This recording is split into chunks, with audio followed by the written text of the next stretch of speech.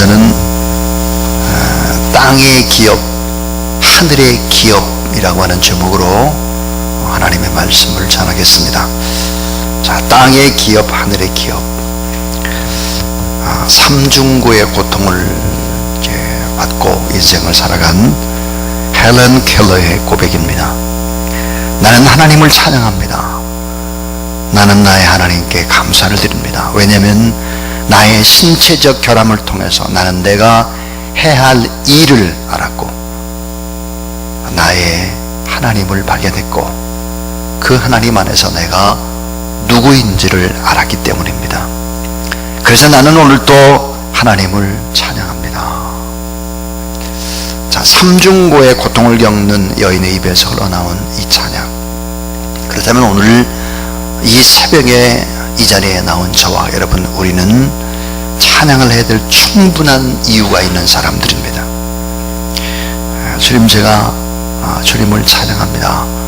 찬양받기에 합당하신 주님, 찬양을 받으시옵소서. 이런 고백들이 삼중고의 고통 속에서도 저렇게 하나님을 찬양하고 하나님을 발견하고 내가 누구인지를 알고 그 속에서 내가 하는 일을 찾았다고 하면 우리는 정말 늘 하나님 앞에 항상 기뻐하고 또 쉬지 말고 기도하고 찬양하는 그런 여러분이 될 수 있기를 주님의 이름으로 축원합니다.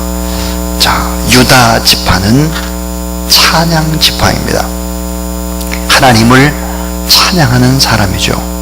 온전히 하나님을 높여 경배하고 찬양하는 사람, 그런 사람을 하나님이 사용하시고 그런 사람에게 능력도 주시고 복도 주시고 영향력도 주시는 것이죠. 오늘 유다 지파가 기업, 땅의 기업을 받습니다. 근데 오늘 이 성경을 쭉 읽어보면 성읍의 이름이 120개가 소개됩니다. 120개 되는 성읍과 그 속에 속한 마을의 이름이 낱낱이 다 기록이 되고 있습니다. 자, 그 의미, 그 교훈은 무엇일까 하는 것입니다. 왜 이렇게 120개의 성읍과 그 속한 마을들의 이름을 다 일일이 기록했을까 하는 것입니다. 자, 유다 지파의 기업, 그래서 땅의 기업, 하늘의 기업, 유다 지파에 관한 이야기를 통해서 우리는 성경의 몇 가지의 교훈들을 발견하도록 하겠습니다. 자, 첫 번째는 이 유다 지파의 특징을 보게 되면 다음 세대가 잘 되는 축복을 받았습니다. 다음 세대가 잘 됩니다.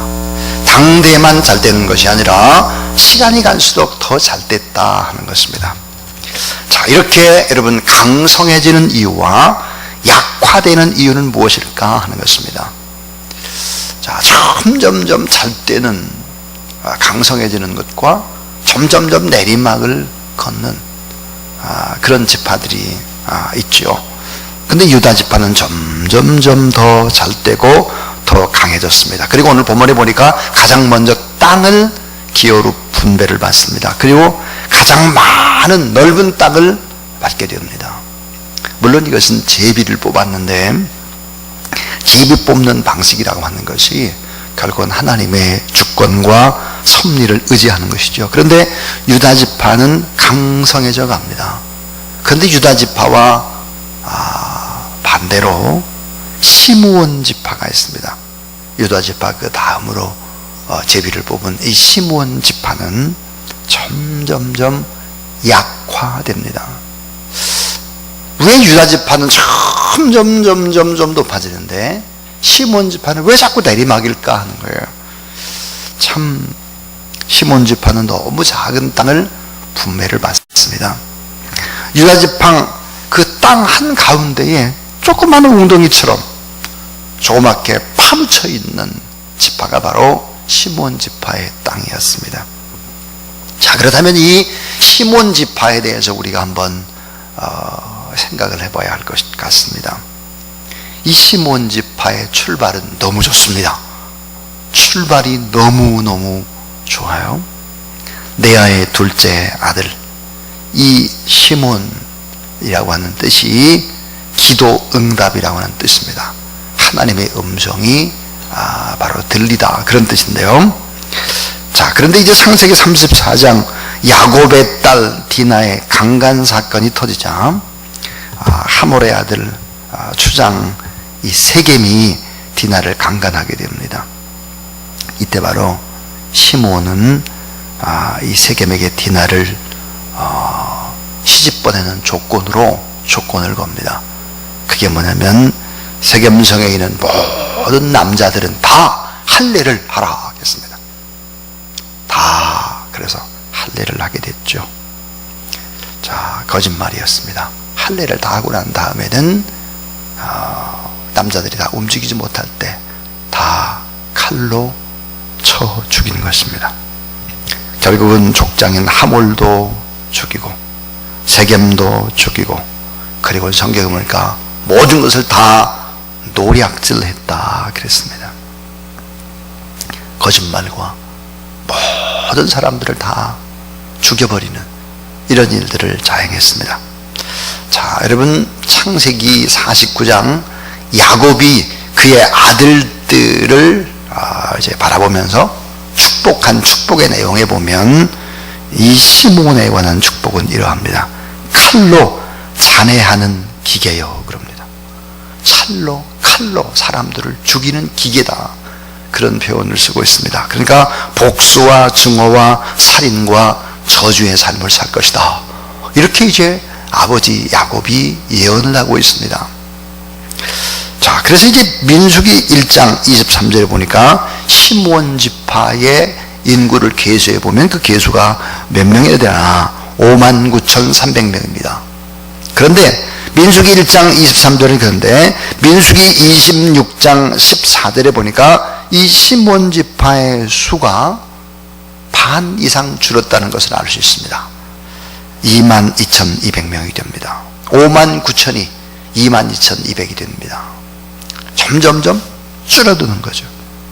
자, 그러면 이제 신명기 33장에 모세가 각 지파를 세워놓고 그 지파장들에게 이제 축복 기도를 합니다. 그런데 놀랍게도 이 모세의 기도에는 시므온 지파의 축복 기도가 빠져버립니다. 없습니다. 사라져버린 것입니다. 잊혀진 지파죠. 자, 우리는 여기서 꼭 기억해야 될 것이 있습니다. 점점점 강성해지는 이유, 그 점점점 좋아지고 후대에 더 많은 것들을 자손들에게 나눠주는 그런 이 축복의 기업, 그러기 위해서 따라해 주세요. 찬양하라, 앞장서라, 축복하라. 하나님을 찬양할 뿐만 아니라 앞장을 서야 돼. 무슨 일이든지 찬양하는 데도 앞장서고, 전쟁할 때도 앞장서고, 무슨 일이든지 솔선수범하고, 그리고 어때요? 많은 사람들을 축복하는 것입니다. 이러면 어때요? 강성해지고 다음 세대도 잘 된다는 거예요. 자녀들도 잘 되고. 이게 교훈입니다. 교훈. 찬양하라. 그럼 앞장을 서라는 거예요. 그리고 더 많은 사람들을 축복하는 것입니다. 이게 바로 유다 지파였습니다. 그 다음에 이제 두 번째, 이 유다 지파, 자, 땅의 기업, 하늘의 기업, 그 교훈이 뭘까 하는 것은 따라와 주세요. 승리와 축복의 생생한 역사를 쓰라. 예, 승리와 축복의 생생한 역사를 쓰는 것입니다. 오늘 본문은 생생한 역사입니다. 승리한 역사, 축복의 생생한 역사가 기록되고 있죠. 오늘 이 본문은 자, 120개의 성읍과 마을을 열거하는데, 이 120개의 성읍과 마을을 네 부리로 나눌 수 있습니다. 그 한 부리가 남방 네겝 지역의 36개 성읍과 마을입니다. 또 하나는 서쪽 쉐펠라 평지의 42개 성읍입니다. 그 다음 중앙 상지의 38개 성읍과 마을입니다. 그 다음에 동쪽 광야 지역의 6개 성읍과 마을입니다. 자, 이렇게 이제 4개 큰 그룹으로 되어 있고, 마을이 120개입니다. 그런데 분류를 잘 하고 있습니다. 이 분류를 보니까 동쪽 광야 지역도 있습니다. 광야. 그러다 보니까 중앙 산지 지역도 있습니다. 다음에 쉐펠라 평지 지역도 있습니다. 그러니까 이 유다 지파의 기업을 분석해 보면 산지도 광야도 평지도 다 있다는 거예요.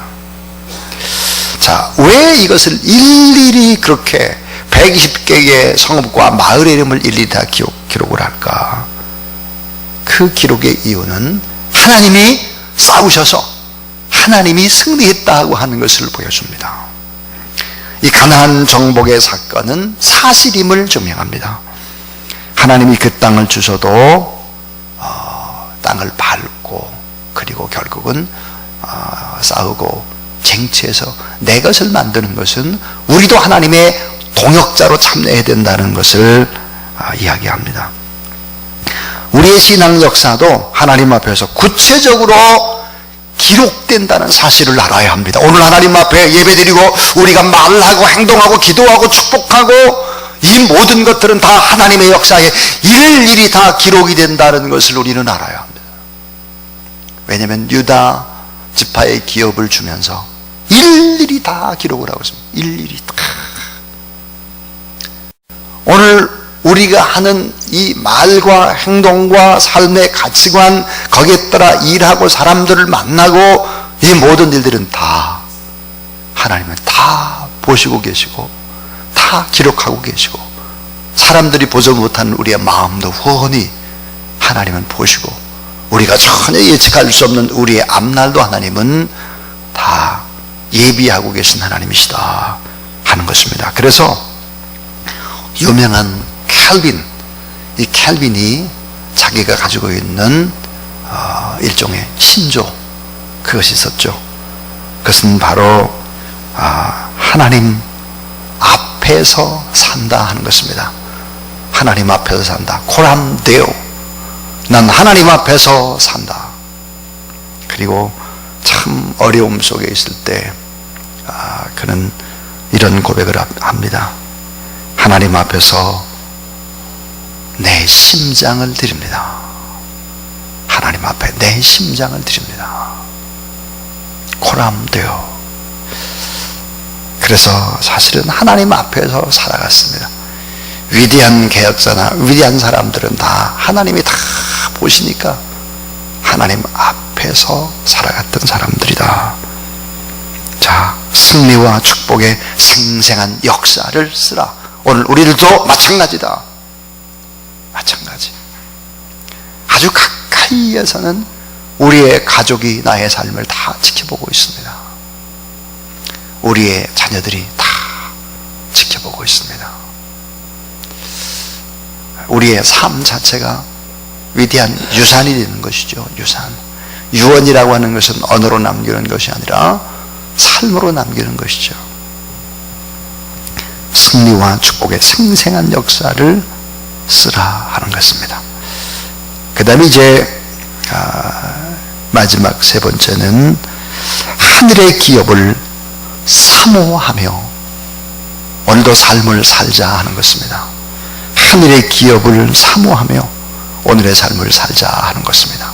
지금까지는 땅의 기업에 관한 이야기였습니다. 강성해지는 이유, 또 약화되는 이유, 또 땅에서 승리하고 축복, 이런 생생한 역사, 그 기록이었습니다. 그런데 오늘 이 본문에 나오지 않는 기록이 하나 있습니다. 그것은 뭘까 하는 것입니다. 자, 같은 지파지만, 자, 어떤 가문은 아주 비옥한 평지에서 살고 어떤 가문은 척박한 산지와 광야에서 살았습니다. 산지, 이 산지는 살기 어려운 곳이죠. 바위도 있고 높은 산지가 있고 그 다음에 깊은 골짜기가 있고 살기가 어렵습니다. 자, 이 살기 어려운 땅, 오늘 본문에 나오는 이 살기 어려운 땅이 결국은 어떤 땅이 되느냐, 훗날 예루살렘 예배의 중심지가 됩니다. 특별한 하나님의 은혜, 깊은 골짜기 있고 산이 있는 그곳, 바로 최고의 성지 시온이 되는 것입니다. 그러게 우리가 눈에 보이는 것 보고 지금 현재의 것만 보고 내가 참 복을 받았다 이렇게 생각하는 것은 어리석은 것이다 하는 것입니다. 자, 이 같은 그리스도인이라고 이렇게 보면 참 평탄하게 지금 아주 인생을 잘 사는 그런 그리스도인이 있고, 또 환난과 핍박과 어려움 속에서 고통을 당하는 그런 사람도 있습니다. 이 고난은 성도에게 영적인 유익이 됨을 기억을 해야 합니다. 약속의 땅을 유다 사람들이 받은 것처럼 우리도 하늘나라의 기업을 받게 될 것이고, 결국은 어때요? 전혀 꼴짝이고 돌산이고 사람 살기 어려운 그곳이 또 아름다운 예루살렘이 되고 바뀔 수 있다는 거예요. 믿음으로 바라봐야 되는, 믿음으로. 어제 저는 새벽 예배를 마치고 난 다음에 북향민 목회자 대표인 목사님과 깊은 대화를 나누게 되었습니다. 이분은 죽을 고비를 넘기고 탈북을 해서 다시 북한에 잡혀 들어가는 그런 엄청난 고통 속에서 다시 살아남아 가지고 한국으로 돌아왔습니다. 그리고는 학부를 장신대에서 신학을 하고 MDB 석사과정을 또 장신대에서 하고, 나중에 이제 또 THM이라고 하는 석사과정을 또 하게 되었습니다. 선교학으로 하게 되었어요. 그러니까 어찌 보면 북한의 전문가면서 신학이 접목된 그런 분입니다. 이분이 이제 마포에다가 성지에서 온 교회라는 교회를 개척을 한 지가 벌써 5년째입니다. 근데 이야기를 들어보니까 교인들이 많지는 않은데 그 교인들이 대부분 다 북한 사람들이죠. 그래서 인도에서 온 분도 계시고요, 영국에서 온 분도 계세요. 인도에서 오셔서 박사학위 공부를 연세대학에서 하는 분도 있고, 이제 그래서 목회하는 얘기를 쭉 했습니다. 그 중에 하나 제 마음에 덜 고통스럽게 어제 하루 종일 남겼던 그런 이야기가 있습니다. 그게 뭐냐면, 대부분의 북한에서 온 교인들이 노동자인 것입니다. 노동자도 다 3D 업종입니다. 철판, 강판을 이렇게 기계를 통해서 자르고 나르는 일이라든지 이런 허드웨이 일을 하는 거죠. 근데 그 일들을 다 이렇게 경기도 외곽에서 하는 것입니다. 어떤 때는 교회를 나오지도 못하는 거예요.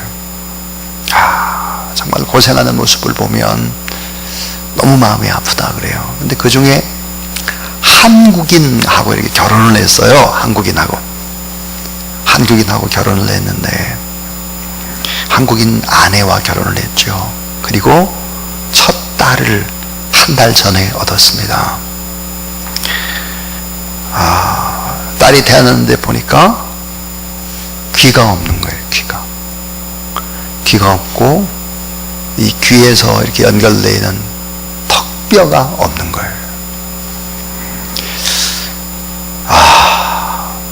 참 그 모습을 보면서 너무 마음이 아프다고, 그래서 카톡으로 또 그 사진을 저도 보면서 다 이름을 적고 이제 기도를 하자고 그렇게 했는데, 목사님 목회를 어떻게 해야 될지 모르겠어요. 자기가 교회를 세우면서 제 1번으로 세례를 받았고 제 1번으로 서리 집사가 된 사람인데, 첫 열매인데 그것도 결혼을 해가지고 너무너무 행복하게 그저 열심히 그렇게 사는데 이런 일이 일어났습니다. 지금 시험에 들어서 한 달째 교회를 나오지 않고 있습니다. 목사님, 이런 때는 어떻게 해야 할까요? 이렇게 질문을 했습니다. 여러분, 제가 어떻게 답변했을 것 같습니까? 두 가지 제가 답변을 했습니다. 하나는 그 형제 정말 하나님이 크게 사용할 형제라고 꼭 전하라고, 하나님이 꼭 필요해서 이런 과정을 줬는데 그 형제 하나님이 일꾼으로 나중에 쓸 것 같다고 그렇게 이야기를 해줬고, 또 하나는 목사님에 관한 얘기했습니다. 목사님, 목회라고 하는 것이 아이를 다시 낳는 것과 같습니다. 근데 아이를 내가 임신해서 낳는 것이 아니라 다 큰 아이를 다시 낳는 것처럼 한 사람 한 사람 다 품고 해산의 고통을 하는 것이 목회입니다. 앞으로 더 많은 어려운 일들이 있게 될 겁니다. 큰 아이를 다시 낳아야 되기 때문에 한 사람 한 사람, 그게 목회입니다. 그러나 이 목회가 꼭 어려운 것만은 아닙니다. 말할 수 없는 기쁨과 감사가 함께 동시에 숨어 있습니다. 용기를 내십시오 하고는 같이 함께 기도했습니다.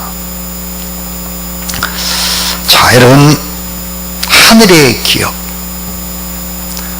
눈으로 잘 보이지 않습니다. 너무 아름답고 귀한 것, 눈으로 잘 보이지 않아요. 깊은 흰놈의 골짜기가 있고, 그 골짜기에서 시작된 예루살렘, 훗날 아름다운 성지가 되듯 우리의 하나님의 나라도 마찬가지인 것이죠. 그래서 우리가 그 하나님의 나라를 바라보고 이 땅 잠시 살아갈 때 안락한 환경이 아니라고 할지라도 쏘구면 안 됩니다. 깊은 골짜기, 깊은 산이라고 할지라도 하나님 앞에 믿음으로 이제 바라보라 하는 것입니다. 오늘 저는 땅의 기업, 하늘의 기업이라고 하는 제목으로 하나님의 말씀을 전했습니다. 강성해지는 이유와 점점점 약화되는 이유가 무엇이겠나 하는 얘기, 승리와 축복의 생생한 역사를 다 썼듯이 우리의 신앙의 역사도 하나님이 다 기록을 하고 계신다. 하나님 앞에서 고람되어 하나님 앞에서 신앙생활을 하자. 그리고 하늘의 기업을 사모하며 살자. 오늘의 어려움을 이겨내자 하는 이야기였습니다. 하나님은 여러분을 참 사랑하셔서 오늘 이 새벽에도 이렇게 귀한 만남을 가지고 있습니다. 다 하나님이 기도에 응답하시고 함께 하실 것을 믿습니다.